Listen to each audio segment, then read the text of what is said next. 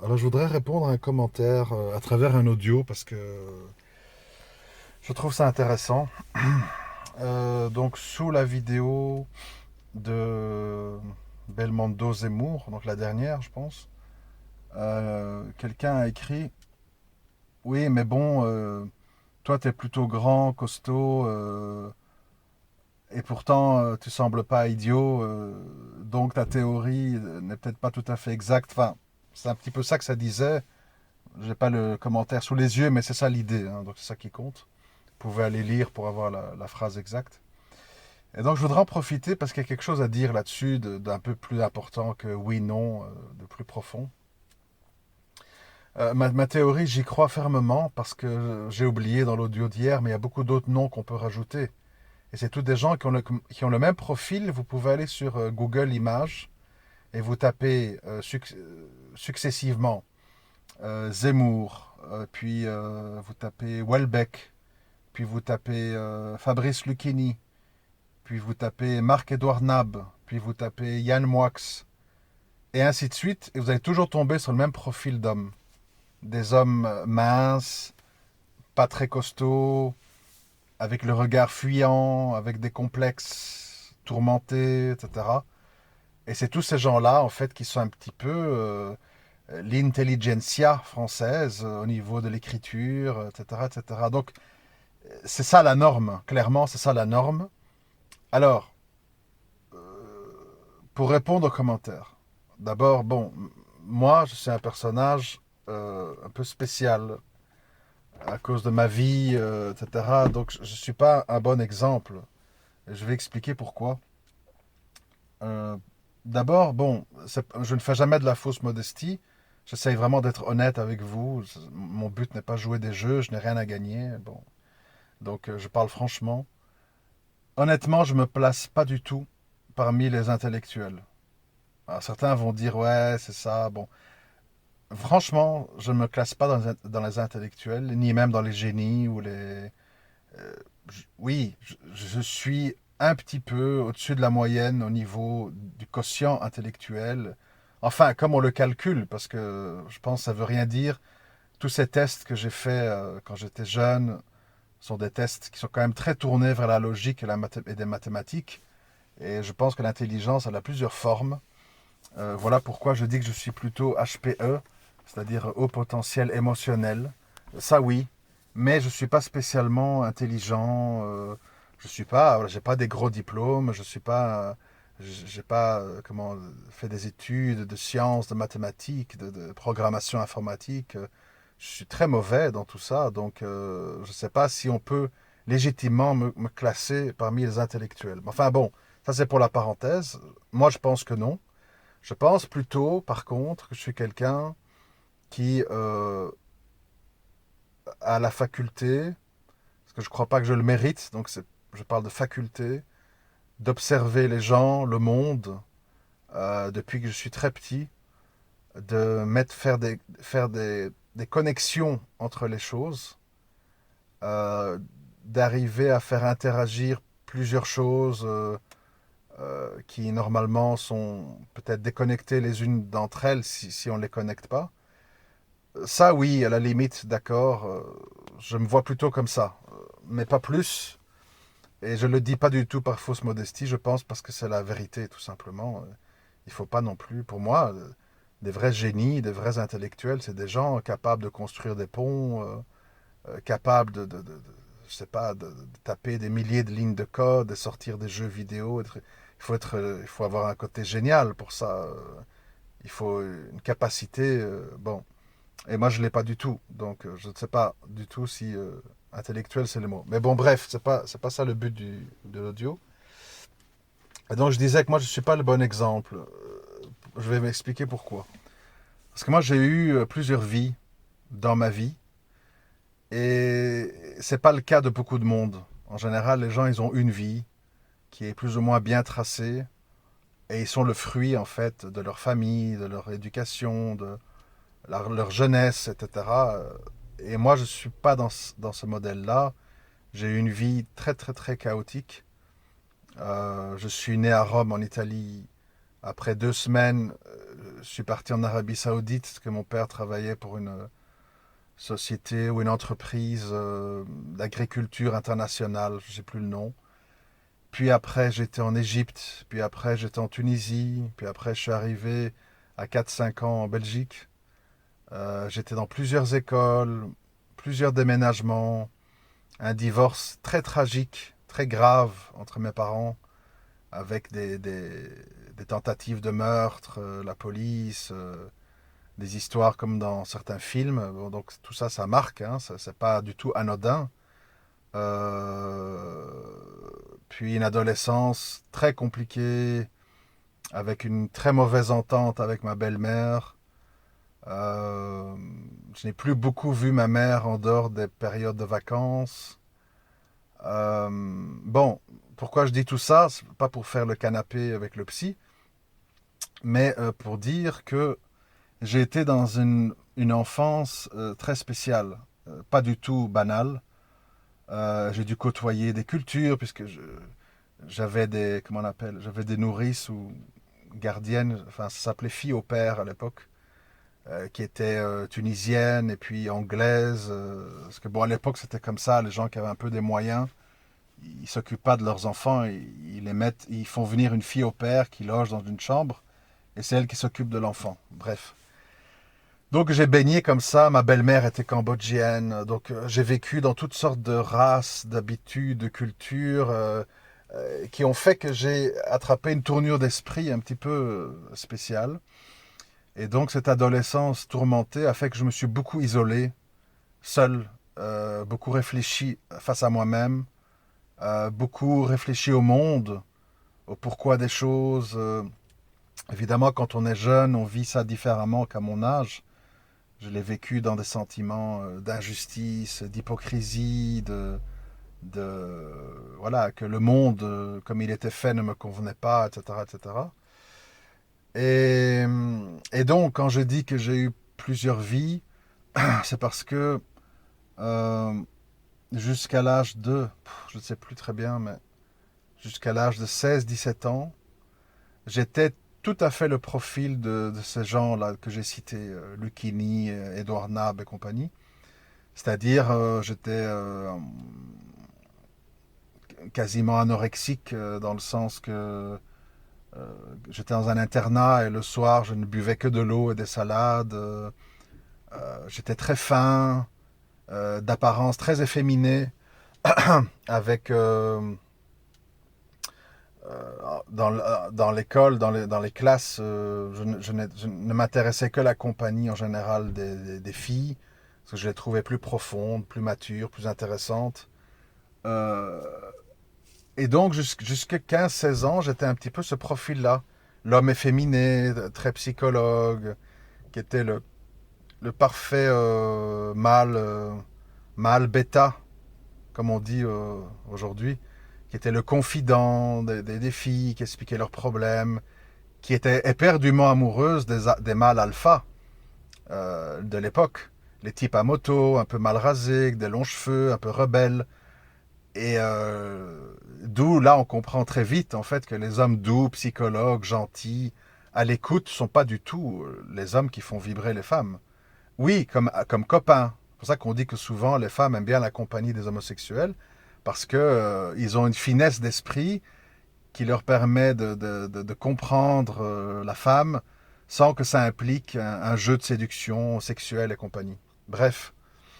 Et puis la vie a fait que mes fréquentations ont changé, j'ai changé, je suis devenu de plus en plus alpha, et là les choses ont évolué dans l'autre sens. Mais quand même, jusqu'à 16 17 ans, je me suis imbibé de ce côté penseur, philosophe, efféminé, tourmenté, très livré, très, comment on dit, introverti, replié sur lui-même. Et c'est ça qui a fait que j'ai quand même un peu de ça. Mais après, les choses ont changé.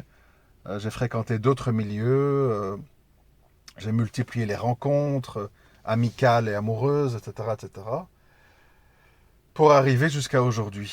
Alors, suite à ça, je voudrais dire, et ça appuie ma théorie, euh, c'est que j'estime, avec le recul, qu'en fait, comment je vais dire ça sans être trop brutal? C'est ça la question. Euh, J'estime que je suis pas un homme accompli par rapport au potentiel qu'il avait, parce que, à un moment donné, ma vie, elle a beaucoup tourné autour de la jante féminine. J'avais des facilités pour faire des rencontres. Euh, je n'ai jamais été seul depuis l'âge de 20 ans, donc ça fait 27 ans. Je enfin, ouais, je peux pas vraiment dire seul parce que même dans les périodes de célibat, il y avait toujours des rencontres, des discussions en vue de mariage. Donc bon, et oui, enfin, il y a eu seul, c'est la prison, voilà, justement. Et c'est qui m'a beaucoup fait de bien. Et c'est là en fait où j'ai compris, c'est ça que je veux expliquer aux gens qui sont un peu jaloux parfois ou envieux quand ils disent ouais, Abou Rayhan, un homme à femme, 1,90 m, les yeux verts, tatati, tatata. Ce que vous comprenez pas en fait, c'est que la facilité d'avoir des, comment, de se marier ou d'attirer les femmes, c'est, bon, je vais pas dire que c'est une malédiction, ce serait un mot un peu exagéré, mais c'est pas spécialement un bienfait.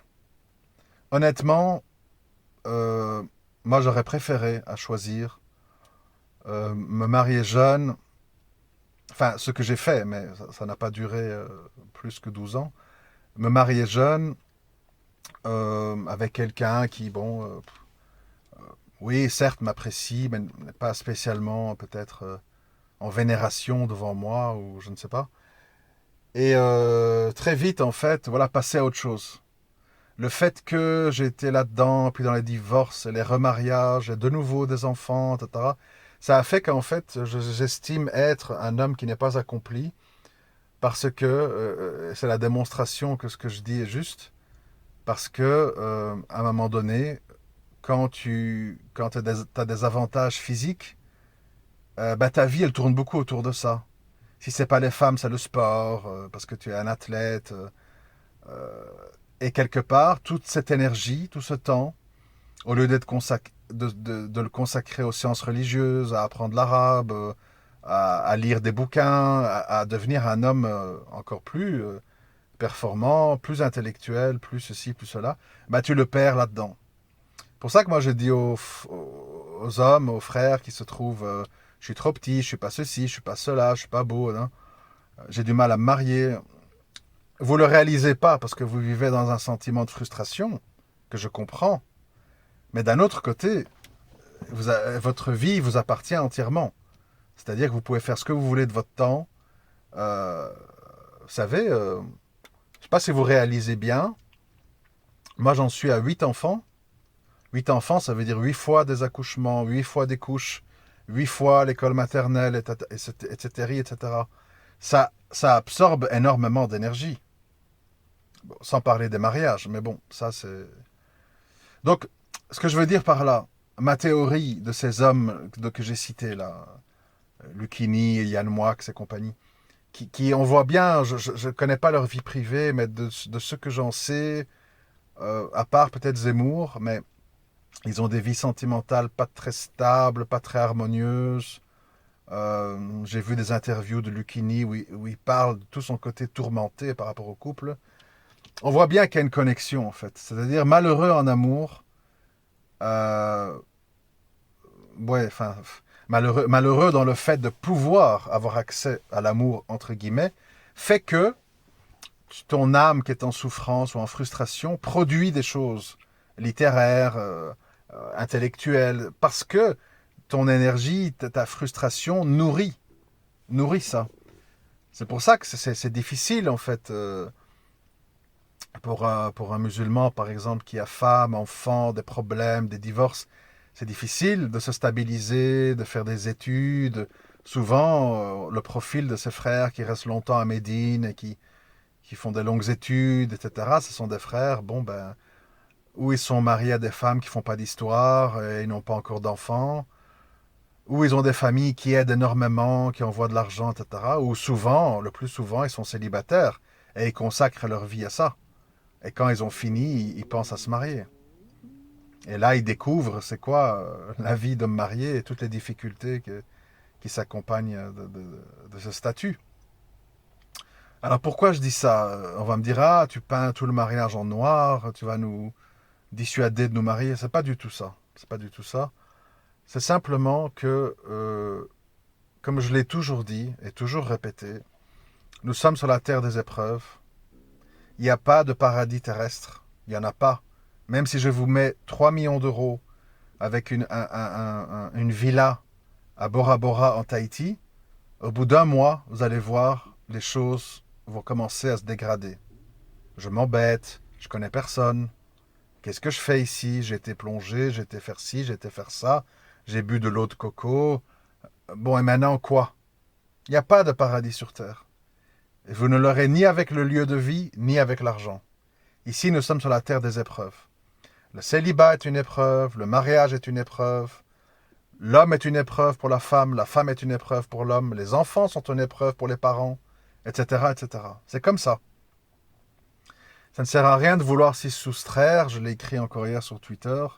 Quand on veut fuir ces épreuves, quand on refuse son destin, elles vont revenir vers vous sous une autre forme. On n'y échappe pas. Donc la question, c'est pas de dire vive le célibat, abat le mariage, pas du tout. Parce que le célibat est aussi une épreuve. Si on a une nature très portée vers ça, on peut en souffrir énormément.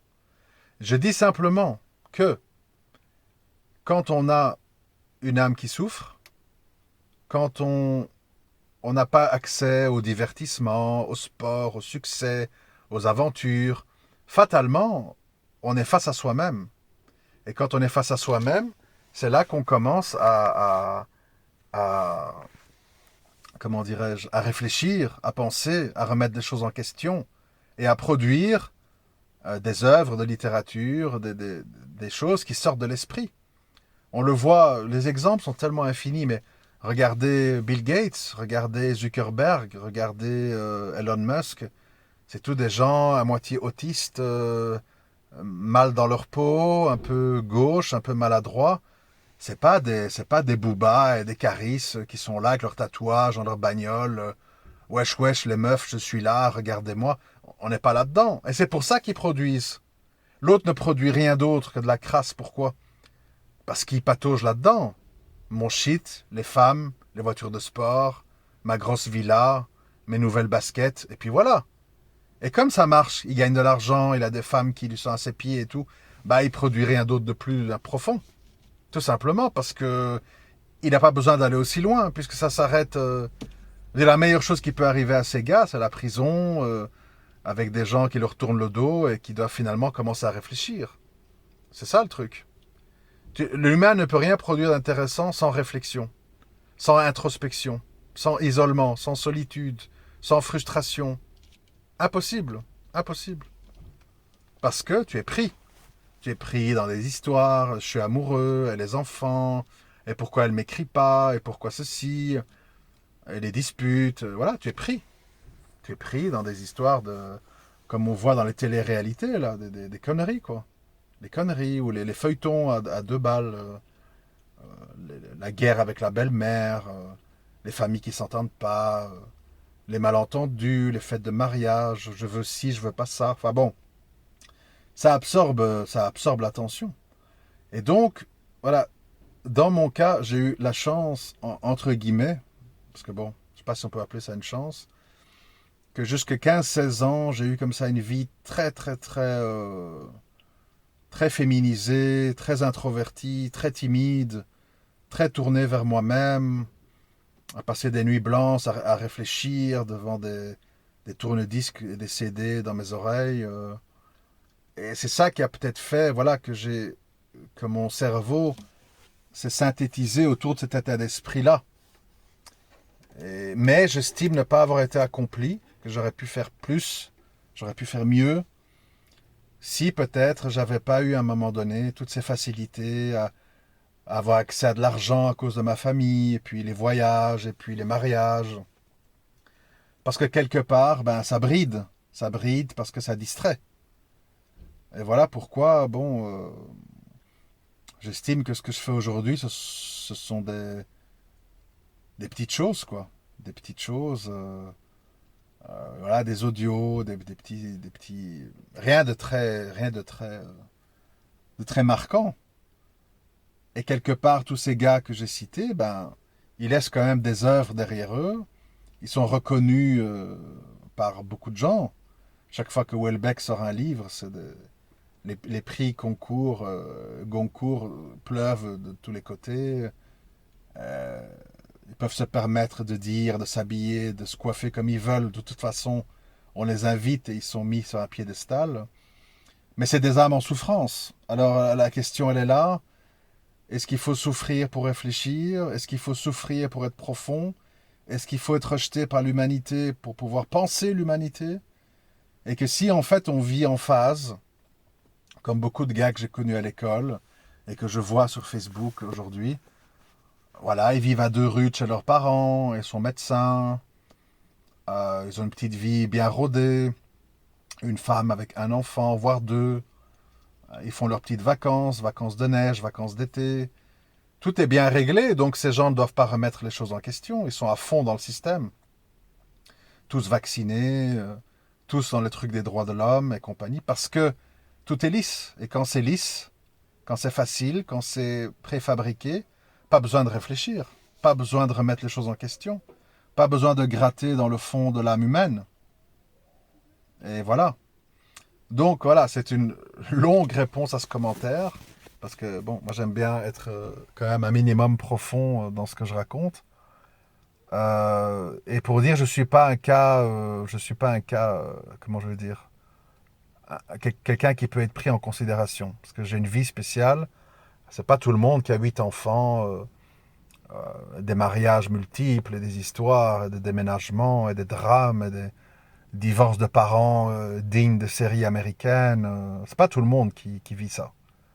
J'ai côtoyé des gens de toutes les races, des Noirs, des Asiatiques, des Arabes, des fachos, enfin, des Juifs. J'étais invité à des bar mitzvahs. Enfin voilà, je, je, je, je- j'ai un angle de vue sur le monde qui est très particulier à cause de ma vie très particulière.